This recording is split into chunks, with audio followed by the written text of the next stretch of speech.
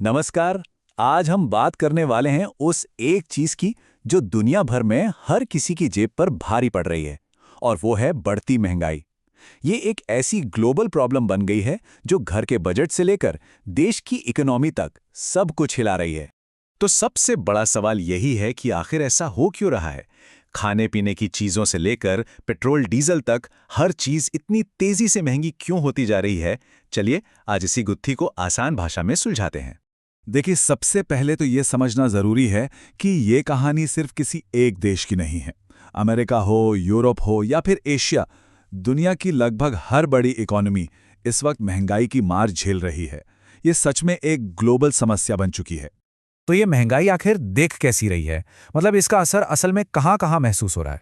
सच कहूं तो इसका असर हम सबको अपनी रोज की जिंदगी में दिख रहा है। किराने की दुकान का बिल हर हफ्ते थोड़ा बड़ा हुआ लगता है। गाड़ी में फ्यूल भरवाना अब पहले से कहीं ज्यादा महंगा हो गया है, और घर की जो बाकी जरूरी चीजें हैं उन पर भी अब ज्यादा खर्च करना पड़ रहा है। ऐसा लग रहा है मानो हर तरफ कीमतें आसमान छू रही हैं।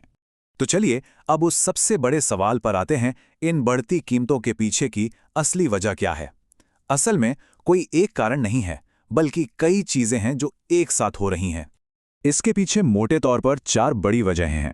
पहली, ग्लोबल सप्लाई चेन में रुकावटें, मतलब फैक्ट्रियों से दुकानों तक सामान पहुंचाने में जो दिक्कतें आ रही हैं। दूसरी, ईंधन की बढ़ती कीमतें। देखिए, जब तेल और गैस महंगे होते हैं तो हर चीज को बनाने और उसे हम तक पहुंचाने का खर्चा वो भी बढ़ जाता है। तीसरी वजह है जियोपॉलिटिकल तनाव, जैसे कि युद्ध या फिर देशों के बीच ट्रेड को लेकर विवाद।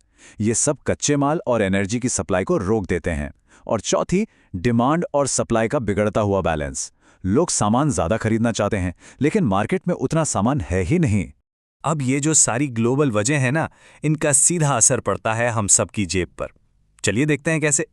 सबसे पहली चीज, घर का पूरा बजट ही हिल जाता है।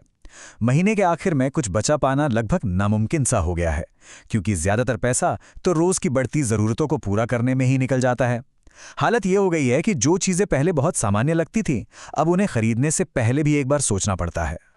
और एक कड़वी सच्चाई ये भी है कि महंगाई का सबसे ज्यादा बोझ मिडिल क्लास और कम आय वाले परिवारों पर ही पड़ता है। ऐसा इसलिए क्योंकि उनकी कमाई का एक बहुत बड़ा हिस्सा सीधे सीधे इन जरूरी चीजों को खरीदने पर ही खर्च हो जाता है। तो क्या इस महंगाई को रोकने के लिए कुछ किया भी जा रहा है? जी हाँ, बिल्कुल। दुनिया भर की सरकारें और सेंट्रल बैंक इसे काबू में लाने के लिए अपने अपने स्तर पर कदम उठा रहे हैं। इसे कंट्रोल करने के लिए ना दो तरफ से काम हो रहा है। एक तरफ है सेंट्रल बैंक्स, जो ब्याज दरें बढ़ा रहे हैं। इससे होता यह है कि लोन महंगे हो जाते हैं और लोग खर्च थोड़ा कम करते हैं, जिससे बाजार में डिमांड घटती है। दूसरी तरफ सरकारें हैं, जो सब्सिडी देकर या फिर नई पॉलिसीज बनाकर आम लोगों को फौरी राहत देने की कोशिश कर रही हैं। हाँ, लेकिन एक बात समझना बहुत जरूरी है। इन कदमों का असर रातों रात नहीं दिखता। इकॉनमी को वापस पटरी पर लाने में थोड़ा वक्त लगता है, इसलिए सब्र रखना बहुत जरूरी है। तो अब सवाल ये है कि आगे क्या होगा? क्या हमें इस महंगाई से जल्द ही कोई राहत मिलेगी? एक बात तो अब साफ हो चुकी है कि महंगाई अब सिर्फ एक इकोनॉमिक टर्म नहीं है, बल्कि ये एक ग्लोबल चैलेंज बन चुकी है।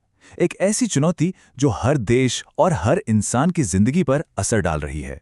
एक्सपर्ट्स का तो यही मानना है कि महंगाई अभी कुछ और समय तक हमारे साथ रह सकती है, लेकिन अच्छी खबर यह है कि अगर ग्लोबल सप्लाई चेन सुधरती है और दुनिया में जो तनाव का माहौल है वो कम होता है, तो इसे धीरे धीरे काबू में लाया जा सकता है। तो आखिर में सवाल यही बचता है, ये जो वैश्विक चुनौती हमारे सामने खड़ी है, ये हमारे जीने के तरीके को, हमारी बचत की आदतों को और हमारे आने वाले कल को हमेशा के लिए कैसे बदल कर रख देगी?